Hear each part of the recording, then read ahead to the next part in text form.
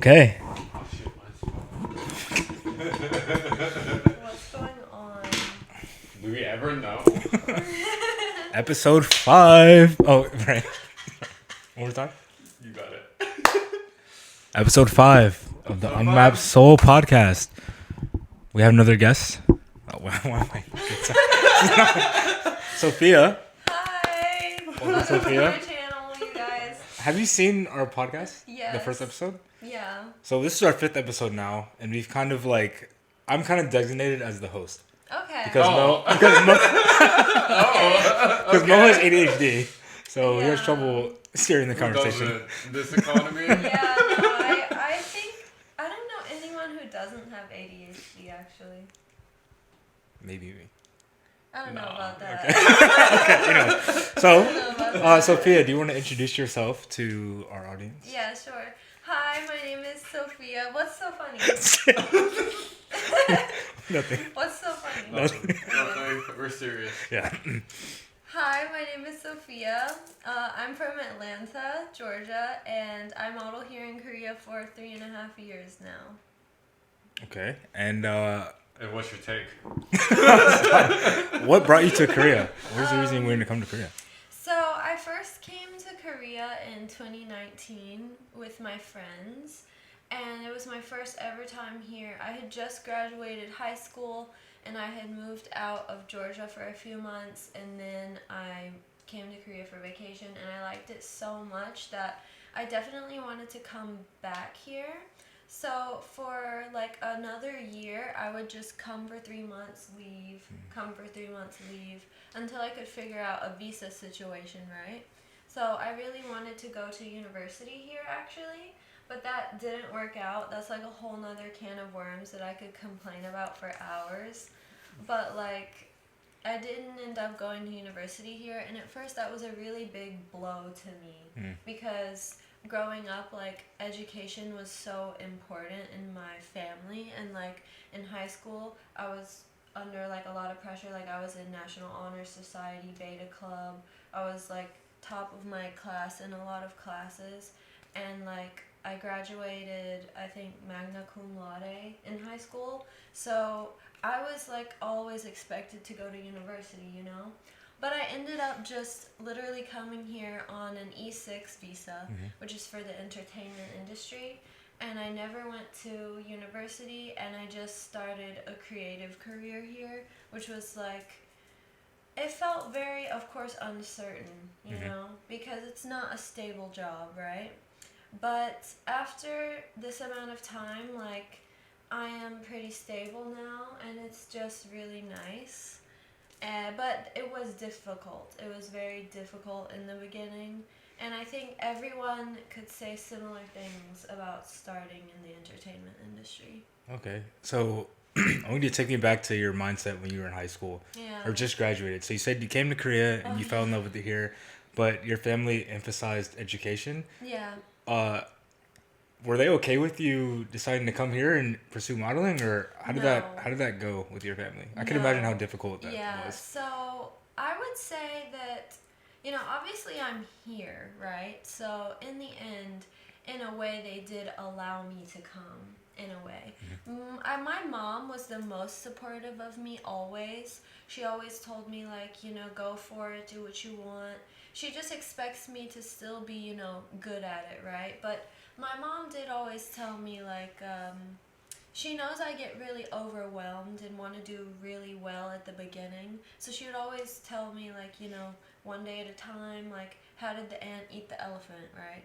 One bite at a time. Like, it can't, she always told me that because fair. she knew that That's very I true. get really stressed, right? Okay. But yeah, my mindset back then, basically, like, I just really wanted to leave the U.S., right? Okay. Oh. I really wanted to live in a different country. Right when I graduated high school, I moved to Colorado to be with my aunt for a few months. And I wanted to work there and earn a lot of money, right? Because the wage was higher in Colorado at that time. But that didn't work out either. I felt like so frustrated. Nothing was working out. Because I applied for so many jobs when I lived in Colorado, but my background check back in Georgia was being blocked, and I didn't know. so I wasn't ever able to like secure a job there. Oh wow. Yeah. And that was so strange. But for What 4 kind of months, jobs were you applying for? just basic ones, Banana Republic, Starbucks, Target. But they still run background checks like that? Yeah. Okay, I didn't know that. Yeah, they do. So basically, that was just a whole big pain in my butt for months. And I was just looking forward to my trip to Korea at the fall. So then I came here, and it was like just so different from anywhere I had ever lived. Like, I could walk around at 2 a.m. in the morning and not worry about being murdered. That was crazy. And, like, everything is just so readily available here. It felt like there would be lots of opportunity if I came here, lots of new things. Yeah. So, because as a kid, like, I lived in Florida and Georgia and, traveled to Alabama a lot to see my grandparents. And so I had only lived in the South, which is very different from other places in America, but still, like, that was my experience. And then I lived in Denver for a few months. And even Korea is so different from Denver. So I had considered actually going to university in Germany before I came to Korea. I was supposed to go to Germany and Korea that year. But funnily enough, my dad would not allow me to go to Germany. Only Korea? He forbade it. Oh, what? Okay, really? Interesting. And isn't that interesting? Because, yeah, it was... Anyway. I won't say everything, but it was just very interesting because, I don't know, like, especially for someone like my dad, Korea would be more odd originally, but he knew that I was studying Korean, and he knew that I had some friends here. I did have friends in Germany too, though. But for some reason, he just wasn't okay with me going to Germany. I really don't know why, but... Has he been there before? No, he hasn't been anywhere outside the U.S. except Mexico. So, anyways, I ended up coming here, right? I loved it. I couldn't believe there was a city like this, right? I'd always dreamed of, like, public transportation. No, we don't have that in America. We You only didn't ride have... the cat buses? And Marta? Marta, get that out of here. I don't ever want to hear that word again. All I can smell is, like, urine when you say that, and late buses when you say that. It's terrible. So, it's so strange to me. Like, when I was a kid, do you know I thought there was a train that went across the U.S.? I don't know why, but I thought that. There should be. It's like Polar Express, but you're like... I mean, of course I watched Polar Express, but There should be, though, honestly. No, really, I thought there was, because I just thought that was such, like, yeah, of course there's a train. Yeah, right, That goes across the U.S. Yeah. Like, why wouldn't we have there be? highways. Like, why don't we I have a feel train? like it's because there used to be a train that did that. Oh, in like the... I thought it still like existed. early, probably 1900s or something like that. Yeah, I thought it still existed. I mean, it should. And, I think yeah. they just use it for cargo. No, that's what I was going to say, is because I also grew up around a lot of train tracks, and I knew that they didn't have people on them, but, like, I just assumed there was a train that people rode. Actually, Anyway, yeah, I feel like in Georgia there's a bunch of just like tracks. No, there is, but like I don't know what they're doing. Anyways, When I came to Korea and they had that stuff, I was like, you guys. Trains? So you you really like the public transportation? Yes, for one I thing. did, because I don't have my license. I never shit. wanted to learn how to drive. I like had so many fights with my family about this because I'm just scared of driving cars. Like, and I grew up in cars so much, like in my life, like 9-hour trips from Georgia to Florida every freaking month, and I just couldn't like take it anymore. I didn't want to be in any more cars, like seriously, and I didn't want to own a car, drive one. It just was like nothing I ever wanted to do. Like, it was a big deal for me. For other people, they just do it, you know? Yeah. They just get a car, they do their license and everything. But I was so stubborn about that. I don't even know why. But I just wouldn't do it. So, Oh, yeah. like, when I came, yeah, for real, I was so stubborn. Actually, like, I can't believe, like, when I was 18, I was just like, no. And I just left. I'm going to Korea. Yeah. Because, like, you can't do anything in the U.S. You with can't a do car. anything. You literally can't do anything. This is why I was going insane at my house all the time. Like, I actually felt like I was going insane. So, all I just did was, at that time, I guess, like, study Korean, and I mean, I like read whatever, and like just planned on how to move here. So after coming here on trips, I actually didn't move to Korea right away, even though I really wanted to. My boyfriend, he decided to go to school in Miami, Florida, which I felt was really random, but like we did it anyways, actually. Like I lived in Miami for a year right before I moved to Korea.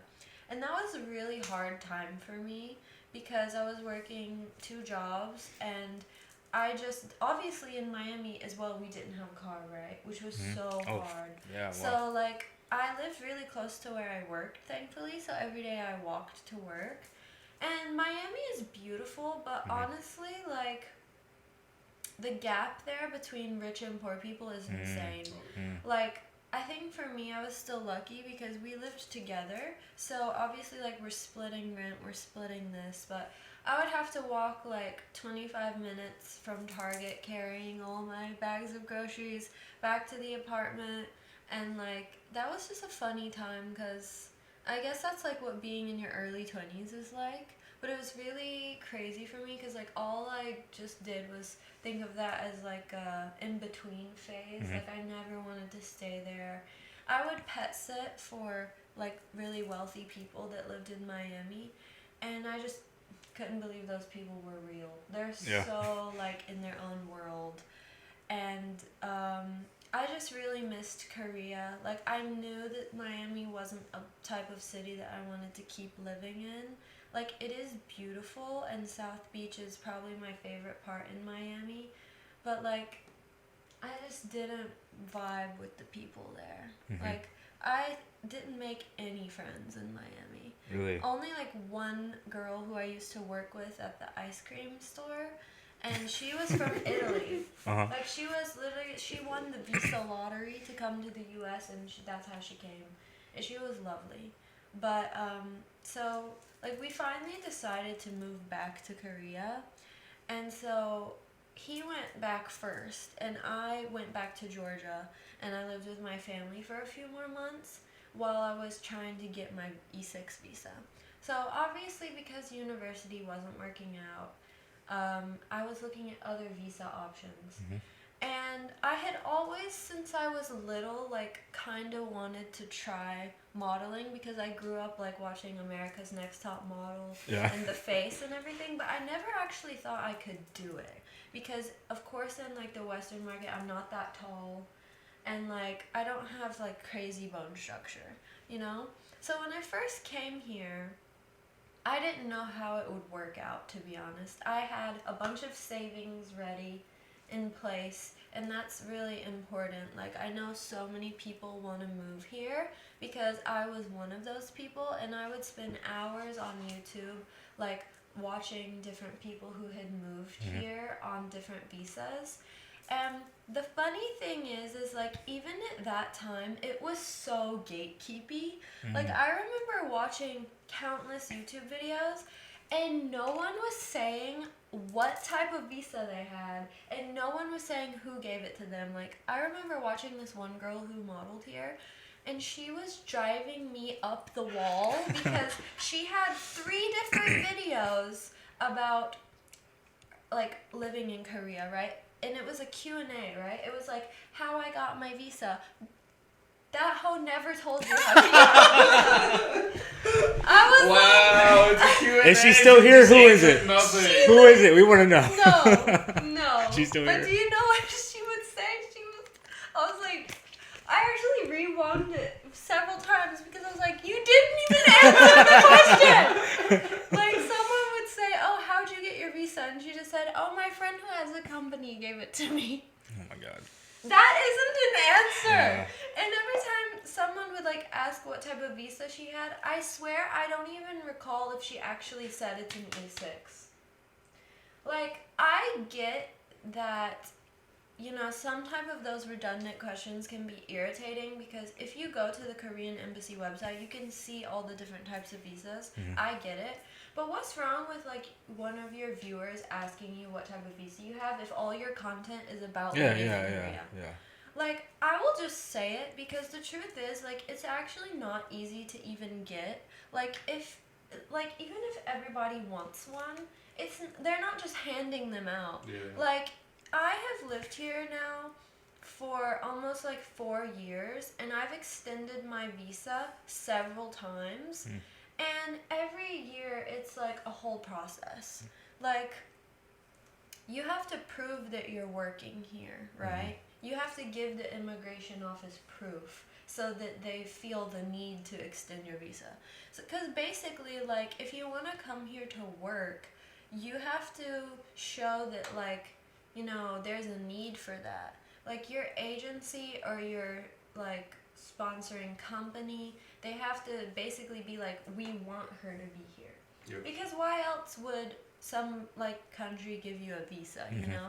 And Korea is not even, like, one of the hardest countries to get a visa in. Like, it's still relatively easy. You do have to put in some effort. Like, here I have plenty of friends who are teachers, students, office workers. And, like, every year it can be a stress because, like, for E6 you have to renew it every year, right? And basically, like, I've had many different experiences with renewing my visa, but I know so many people have countless questions, and I just never really do videos like that because I don't really feel like the need. But I remember, like, I put in the effort to get my visa, so I feel like it's actually not that difficult, Like, things change because since I've been here, many modeling agencies who give visas don't give them anymore. Because there was lots of drama not too long ago with the immigration office and modeling agencies here, because there was a time when they were just handing those things out like candy. But the problem is, like, obviously, no offense, but, like, 200 new people who get an E6, there genuinely isn't enough work for you, right? Like, there's already a stable community here of entertainers, and what a lot of people also don't know is that there's E6, right?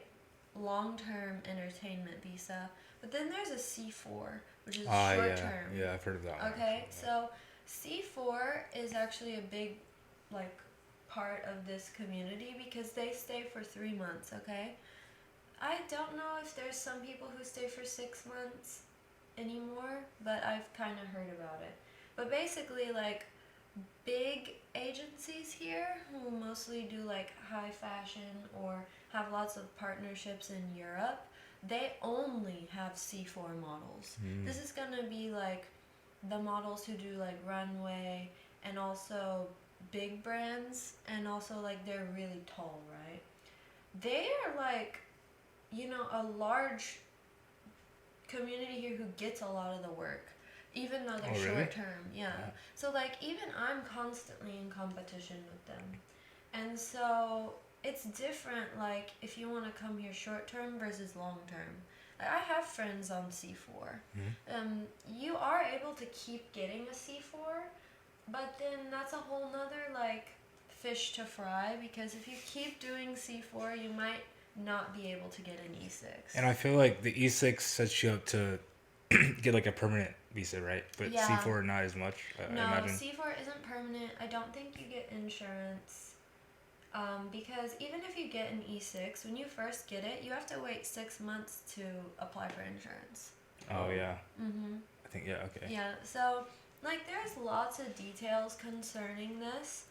And I think for me, it just became my life now. Like, in the beginning, it was really hard to establish myself, especially since my first agency didn't really help me at all. Like, all they did basically was bring me here and give me a visa, and they took one round of photos for me, but that's all. Like, they didn't tell me how to make a comp card. They didn't tell me where to go to castings. I had to figure that out all by myself. So it took me, when I first came here, I didn't have a job for 3 months. Wow. 3 months. And obviously I wasn't expecting that, right? Yeah. Like, but thank God I had savings. And yeah, at that time, like, it was crazy. I was living in near Shinnim, which is where a lot of like E6 people live because the rent is cheap. And like, lots of people make jokes like, oh, I want to move out of Shinnim because that's the dream. That means like you made it. Yeah. That's crazy to hear that because like the juxtaposition from like who you are that we met, right? Because like just if I just think of your Instagram, right? Everyone that meets you through us, everyone's like, dude, she works so much. Like you're always posting like always photos, like you're working so much now. And also, I think me and Mo have talked about this on this podcast. Even like we're people that are trying to kind of get in this creative space, right? So even when we met someone like you, we kind of just saw you as someone that's like been made for this, right? So hearing about how you didn't see yourself as a model and you had like some struggles with that yourself, like that's interesting to hear because it's like we never even saw that. Totally, like I could just say so much about that in itself because like I have changed a lot since I moved here. Like obviously because my job is a model, I'm constantly caring about my appearance. Like, and I know so many girls here who like get a lot of surgery, and like even myself, like I haven't had surgery, but I do get like Botox here and there, and like even there's like Botox you can get for your shoulders, like if your muscle here is really tense and like it's large, because here they prefer like a straight like 90 degree. So even people get Botox for that? Yes, so like that's a crazy. whole nother thing that we could talk about another day. But if we want to focus on like, coming here, visas, like trying to enter the entertainment industry, it's crazy. Because like you said, like even I noticed, this is a whole like other idea I had recently, right? I realized that people's perception of me is so crazy. Yeah. Because I'm just like, I'm kind of tunnel vision. Aren't you from Thailand? Oh, yeah. It's actually Taiwan. Taiwan. Excuse you. Yeah, because... We're going to find that YouTube comment and put it up here. I'll find it for you. But, yeah, it's just so crazy to me because I've basically just been so focused on myself and, like, trying to get more work, trying to, like, curate my image, curate my social media so that I can get more jobs. Because I do get lots of jobs through in like Instagram DMs. And so I try to like show pictures and videos that Korean companies like, because then you get more jobs, right? And it took me a long time to learn this, and I'm still like learning how to do it better, right? But it is very funny to me because since I've just been kind of focused on my own self for so long, which is nice because I used to always just care what other people thought, It's hard not to, especially when your like whole job is surrounding what people think about you. But I've noticed, especially lately, that lots of people like they see me once or they see my Instagram and they'll just think like I have never had a hard day in my life. Yeah. Which is so crazy because it's like, guys, that's literally Instagram. Guys, that's literally Instagram. No. Like, and I'll have people tell me like, oh, like I thought you were so like intimidating. I thought you were so like, you're always busy and like you have so much work, and like they just think, I don't even know what they think. They think I'm like some person who's not real. I've had people tell me that, like, on your Instagram, you don't look like a real person. Really? And I'm like, what does that mean? Yeah, how do you take that? Yeah. But I think I can even say that's something we appreciate about you, because I think we even talked on this before, like, even people who, like, you do work a lot, like, first, like, you were working before you even came here, right? But you still made the time to, like, stop by and, like, come on the podcast. And, like, I don't think there's ever been a time where we've asked to hang out or something and you were like, oh, no, I'm busy, right? Even though you are busy, right? You always squeeze it in. And people who are not as busy as you definitely make excuses to like not hang out, or there's like the whole like yaksok culture in Korea, right? Where it's like, the oh, yeah. it's like you have to schedule 2 or 3 weeks in advance to hang out with yeah. someone. No, see, oh my god, yeah. I have that problem here with like Koreans who I want to be friends with. Like I don't know where this disconnect comes from, but like after living here for so long, I would say I only have like 3 Korean friends, and I don't see them that often. Like I see my foreign friends way more often. I don't know, it's just like easier with us. We just say, "Hey, I want to get lunch," and then we go get lunch. Yeah. Like I don't know. I feel like for Koreans, if you want to be like that, you have to have known them since they were a child or something. Yeah. Like- Every Korean I meet that has like a best friend is from middle school or high school. Yeah. That's like their best friend, right? Yeah, it's crazy. But yeah, I think a lot of people have this misconception that like models here just have it so easy, and that we're just like, have some perfect life or something. I've even had many people, like I've heard them like talk about me, and they think that I'm just like here on my parents' money, and that like I have this super nice apartment because my parents bought it for me, and that's how I came here, blah blah blah, when literally none of that is true at all. I never got money from my parents, actually, ever. Like I send them money, actually. And it's just funny because like I understand if you don't know me that maybe you can think that, but it just isn't the truth. So, like, at the end of the day, it's just really useless having those thoughts about people you don't know, because you didn't even ask, And like I worked really hard to get where I am right now, and like I'm happy about it. But like also I'm still pretty young, and like I have lots of like aspirations, And like I don't think there's anything wrong with that. And like for you guys, like you want to enter the entertainment industry, right? And like it's really possible. It's just that everyone has to find their niche, Yeah. Like when I first came here, I was aimlessly like wandering around, going to castings, and you really got to think about what you're trying to do. You can't just hope that, somebody will just choose you purely because they see you once and think, yeah.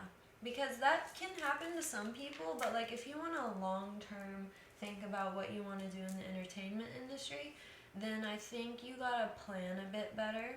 Because for me, things started getting better once like I, decided like what is the image role that I can fill here in this market. In this market, what can I contribute, What is that? I would say right now, the most amount of jobs I do are like beauty and lookbook. So for like cosmetics brands and fashion brands, right? Even earlier today, like I went to a pop-up of a brand that I had modeled for, and today was the first time I saw my picture like in person somewhere. Oh, that was really great. Oh, wow. It was really great. Like, and I walked in, and the brand people, like, they recognized me, and they were so sweet to me, saying like, I pose so well, and like Facts. it really means a lot to me, because when I was first starting, like, of course I didn't know how to pose. Like I was so awkward. That is so hard. Camera. Like I did my first little like photo shoot thing, and like I didn't know what to do like I at all. think what is really important is honestly just like getting the ability to imagine a photo of yourself and what you want it to look like. Because when I'm at a shoot now, I know what I look like in the camera most of the time, even if I can't see the monitor, because I've just done it now so much that I know, like, I can tell when the lighting's gonna be bad and I'm gonna look crazy, because certain lighting like makes my like under eyes look more baggier, and I have like a crooked nose naturally, so like I know how to pose to like make it less obvious. And like also my bottom lip is naturally uneven as well. So like I fixed that with makeup by myself so people can't tell. But like oh my god. Do you know? Are these things that you're just thinking about, or is it like People feedback? Does it no, actually people matter? it matters. Like who's telling you this? No, literally clients have told me this, and like Really? yeah, like it seems like it might. Like in real life, the thing is it doesn't matter. In real life, it doesn't matter. Yeah. But if this is your job and you see pictures of yourself all the time, you'll learn over time like where your flaws are, right? And like the thing is, I have most photographers in Korea prefer this side of my face because of my nose and everything. But there are some photographers who prefer this side. So it depends, but also a part of this job is to like know the client, what they want, and know what you can do to like make the shoot go smoother.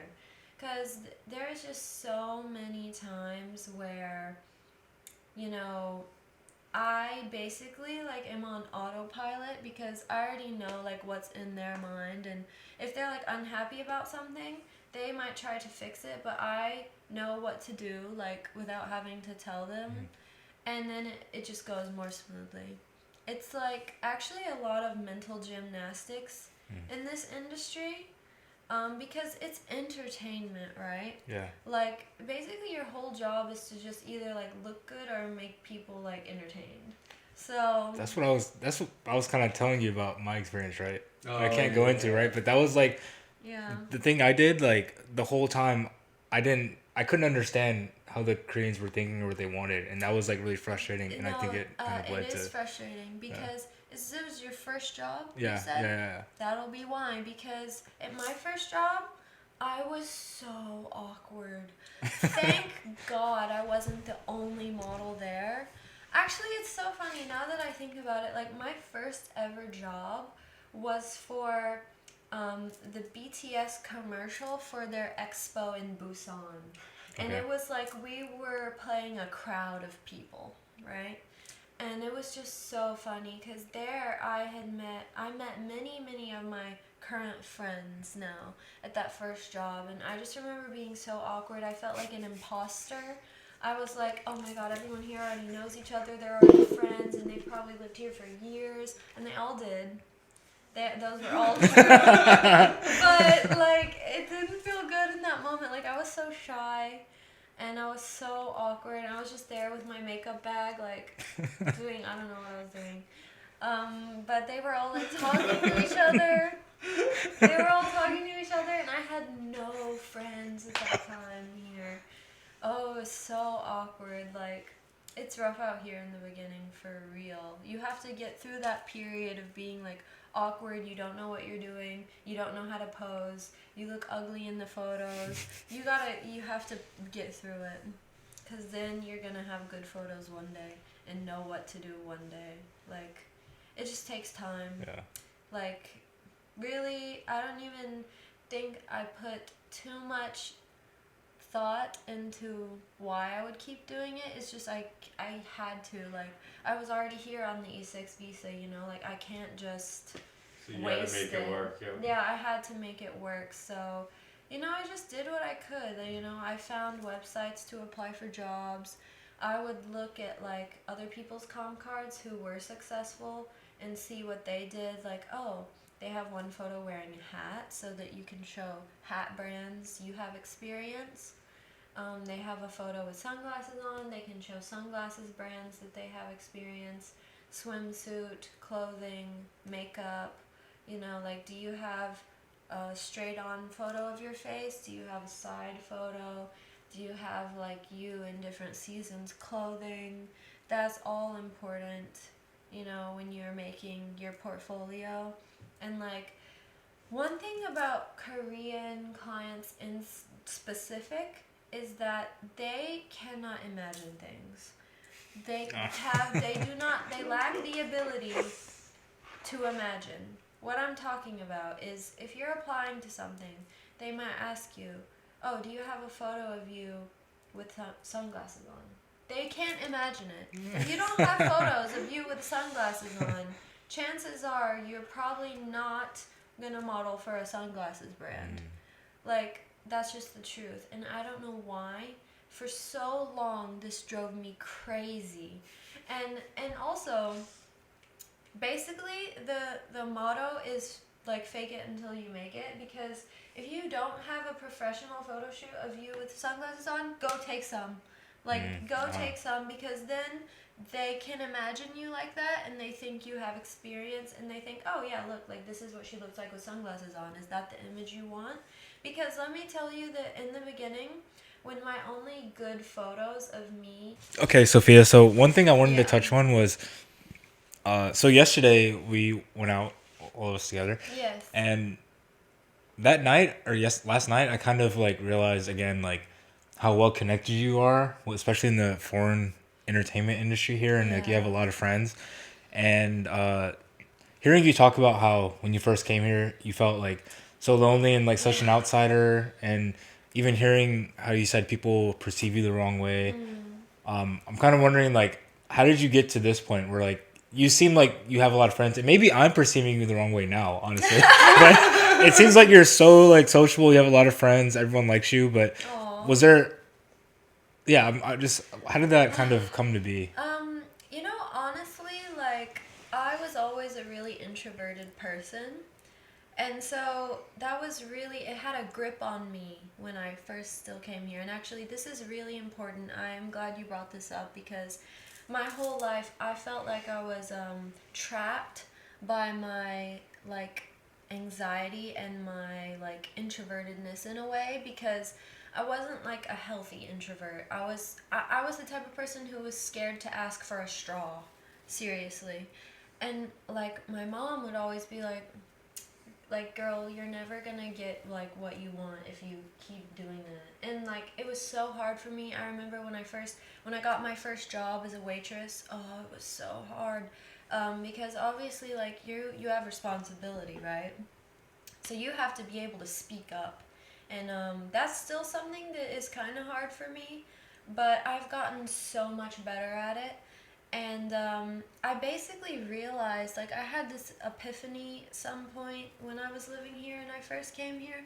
I realized, like, I'm never going to get what I want, and I'm never going to reach my goals if I keep being so shy. I have to talk to people. And so now I've gotten to a point where when I realize that it's an important like opportunity or an important moment, I just talk to people now. And that used to be impossible for me. Like I've gotten to the point where when I'm in public, or it all really began for me, I would say, at Fashion Week in Korea, which is next month, by the way. It's really close.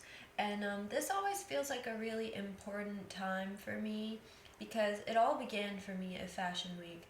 I came to Korea for the first time ever during Fashion Week in 2019, and that was really important to me because I love fashion. And at that time, I didn't even think about being a model. But I went to Fashion Week. I met so many people, and I was still very shy, but like that's the first time I got in front of the camera in Korea. Because when you go to Fashion Week here, even if you don't want it, there's photographers there who are also trying to build their portfolio, so they're just taking pictures of everybody, because everybody dresses up, and they get, it's like a whole thing you do there is you get your picture taken. So I was doing that, and I felt kind of awkward, but it was also really fun. I met lots of models that time. And every year since then, Fashion Week is a really important networking event. You can meet brand owners, you can meet fellow models, you can meet photographers, you can meet brands. Actually, one of my favorite jobs I ever did was because at Fashion Week, the owner of this bag brand came up to me and asked me to just take a few pictures with their bag so that they could post it. And after that, like, I was her lookbook model. So, like, it's so important that I learned to come out of my shell and talk to people, because this industry is basically just networking. Like, and I also learned that it is just networking. It's not what you know, it's who you know, actually. So, of course, I have, like, my circle of friends who over the years I've gotten really close with, because we're all in the same industry together. We lean on each other. We have the same struggles, and so like it's so nice to know them.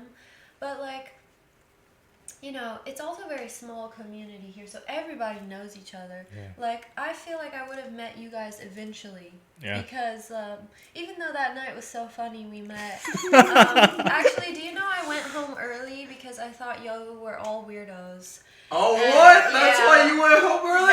You said you had to shoot the next day. No, that was true. That was true. I did. Podcast over. No, see, I did have a shoot, but I was wondering, what did Jess get herself into? That's what I was wondering. I was like, what has she done?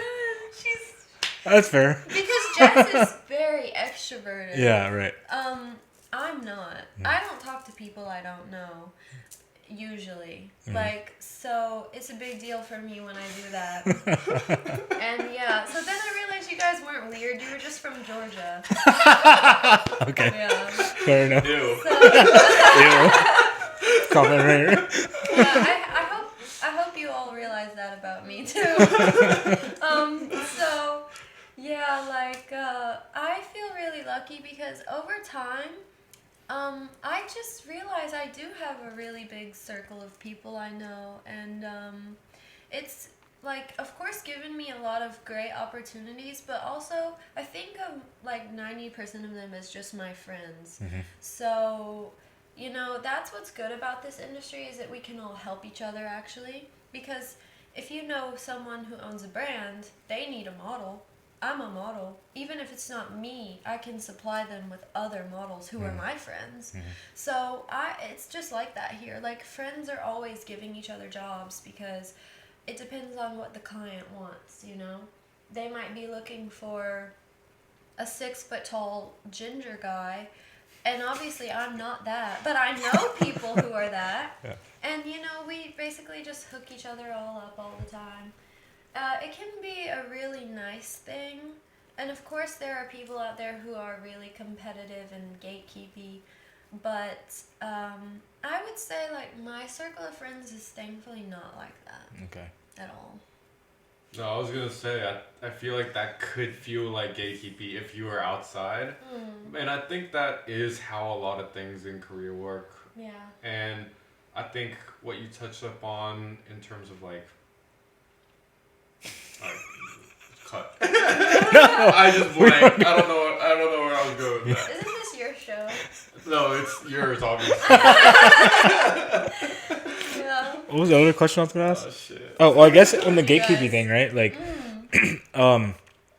I guess you have talked about it quite a bit already, but I think one thing we hear from like the outside is a lot about the gatekeeping and just competition aspect of the modeling here. Like, is that really prevalent, you feel like, or has that been changing, or how is that? Is that something you have to actively like look around or work around, or what? Honestly, it's so gatekeepy.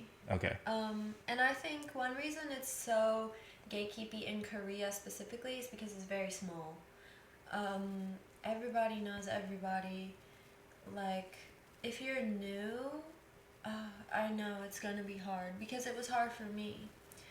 But you gotta push through. Like, if you want to make a name for yourself, or if you want to just keep doing this, like, you gotta push through because it's inevitably gonna be hard at some point. And like, I think it's a balance of the gatekeepiness is obviously an aspect that's not gonna go away.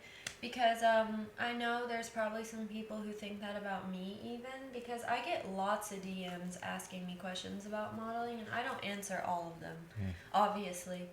But the thing is I think it needs a balance of like, okay, you know, to some extent, like, we can give you some tips, but the truth is if you don't even know the basics, then like, why would I help you? Yeah. Because you're not even putting yourself. You're not even out there, like putting really. in enough effort to find out the basics. And it's like almost a respect thing because you did that yourself, right? Yeah, I so you did kind of do want to that see other myself, people so- put that effort in. Yeah, like, you know, me and my other friends talk about this a lot because we do get lots of DMs. I think it really depends on what and how these people are asking, because I have answered people before. And, you know, like, when I was first coming over here, I did ask a few people, like, you know, what agencies are good, because that's a whole nother thing. is like what is a good and a bad agency, right? And it just depends on what you're looking for, what you can do, and what that agency can do for you. And I feel like, you know, I have a lot of people just asking me, like, oh, like, I want to become a model, what did you do? You can't copy somebody, actually. It's not that simple. Like, there's no formula. Many different people came here totally differently than I did. And we're all, like, in this now together. So... Well, I guess I briefly laugh because I recently went through something with the whole agency situation. Yeah. Because I feel like that's another thing in Korea. I feel like in Korea there's a lot of scams, unfortunately. Because I feel like there's a lot of like, kind of like, yeah, scammers and liars and cheaters out there. So, did you have anything like that when you were first entering? Because I think that's also one aspect that gatekeeping does end up bringing, because people don't know how to enter, so they end up falling prey to a lot of the stuff like that. Yeah. So, first things first, you shouldn't be paying an agency for your visa. Tell me you didn't. He doesn't need a visa though. Okay, thank God. See, that's how you know, guys. Number one, that this is a scam is because you shouldn't be paying an agency to sign with them. The only thing you need to pay for is your actual visa to the immigration office, which is just like 60,000 won. You don't need to be paying millions of won to an agency. No. And the thing is I did that with my first agency. Oh, because really? I didn't know that you weren't supposed to do that. I didn't know. The agency that didn't even help you? Oh, they just took your money and didn't help you? It was a scam. Yeah. If you want to be a E6 model in Korea, get scammed. Yeah. In a sense, allegedly, this is an allegation. Yes. So I guess maybe my last question is, what are your aspirations? Like, what do you see your future career in Korea or outside of that even? For now, regarding modeling, I just signed with a new agency. I really like them, and I want to keep working with them like for a few years. I think we'll make a really good team. Like, I have lots of friends in this agency, and we really feel like a family there, which is so nice. I haven't had that before. And I also want to model in Japan and China. That's right now my current goal. Next year I'm going to go to China to model for a few months. I'm currently looking at agencies because China is a whole different beast. And while I'm young and have energy, I want to try. Because I have friends who've modeled in China. And you can make so much money because China has like a huge market, right, for everything. So they're constantly in need of models. And since I fit the Asian market more for modeling, like, I just want to do everything while I'm young, you know? And I do like Japan. I've only been there for vacation, but I would love to model there for a while, like, see what's up, like, be able to stay there and work, you know, make new friends over there. Because I just feel like it'd be really fun. You know, that's my current goal, I think. Oh, wow. That sounds awesome. Yeah. That'd be dope. Why do you say you fit the Asian market? Because in Asia, they prefer, like, honestly, they usually prefer models who are a bit shorter. Like, I am 5'5", and here that's kind of tall. Like, I have friends who are taller than me, and of course they are, like, still busy. But the truth is, like, my taller friends here, they do complain a lot that they are always told they're too tall. When in the West, they're either bare minimum or short. Well, I guess the market, if people that are 5'5" are buying the clothes, it doesn't matter if a 5'10" model is wearing the same shirt. You can't imagine yourself in it. Is that the same for men too? Or is it just mostly women? I would say kinda, because... Like, We're not that tall. Let's go. But the thing is, for you guys... I'm 6'4". What do you mean? No, look at me. I look taller. That's why I sit here, because I can look taller than you guys. You're a totally different market than that. Like, you're not going to be like these Russian 16-year-olds who are modeling for, like, the Who Are You and whatever brands here. You guys would totally have your own thing. And I think you guys are better as, like, a personality type of entertainer. Because here, like, as a pure, like, only a model, like, you know, they still do get lots of models from Europe. So for a lot of the other brands, like a higher fashion brand, they do, like, even me, I've had shoots with literal Brazilian and Russian 16-year-olds who are, like, so tall, so skinny. Like, they're just working them to the bone. And that's the traditional modeling, like, industry. When I met Mo, like, our friend Brandon, you know Brandon? Let's Go Be Jones?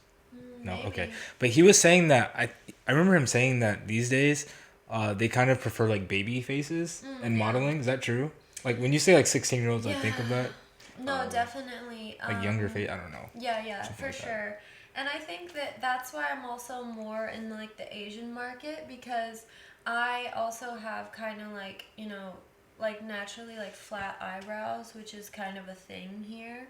Like, my eyebrows are... No, for real, like, it's, you think about a lot of these things once you move here and work here, because, you know, like, in the West, usually, like, girls have arched eyebrows, but my eyebrows are naturally, like, pretty just straight, and that's a whole thing here. Like, that's, like, the standard, usually. Koreans love a good flat eyebrow, so... Who would have known? Now you know. Yeah. And, like, I don't know. Like, I also learned here through working that I'm more of, like, the Asian market. Because obviously, in the U.S., I could do, like, commercial work and maybe fitting modeling eventually. But I applied to many, many agencies in the U.S., and they all rejected me for a while. I think now, with my portfolio, I'd have some better chances. But I was just lucky in the sense that I fit the market better here. You know? And it's also easier to start here in a way than it is in places like America or Europe, because everybody there wants to be a model. You know, I have so much competition there. So, yeah. Okay. Anything else, Mo? No, thank you for your time. What the fuck? Thank you for your time. No problem. Oh yeah, I feel like I learned a lot about you. No, seriously. Like, I had a lot of misconceptions. Especially from Jalen too, because he usually doesn't listen I don't to listen us when we talk. Yeah, this is my listening space. It's like 20% on. Oh. Well, yeah, that's awesome. Like, I mean, yeah, we wish you the best moving forward. I guess in a year you'll be in China or Japan, maybe. Yeah, Is just that for things a like few a months. few months? Yeah, but yeah, it'd be cool. Who knows where we'll all be next year? Yeah, who knows? That's true. It changes fast. I mean, I'm expecting you to make your modeling debut. He's already made it. That's true. See, but I'm expecting I keep more. getting sponsored posts on Instagram. Yeah, They're the you same guys, post. Oh, by this time next year, you might not even want to talk to me anymore. We'll leave early. Oh, I think she's weird. You'll be like, no, I gotta go to my casting for what is it called? Singles Inferno. Singles Inferno season whatever. Oh my god. I'm gonna manifest it. I'm gonna manifest it right now. 1 year from now, we're gonna have Beiji on here. Do you know what that is? I've heard of it. Maybe not here. Let's get a better. Yeah. All right, that's it. Okay. Thank you guys for Asking watching. Beijing to come down to this basement. The guy comes in like. Oh god. Fucking hilarious. No, that was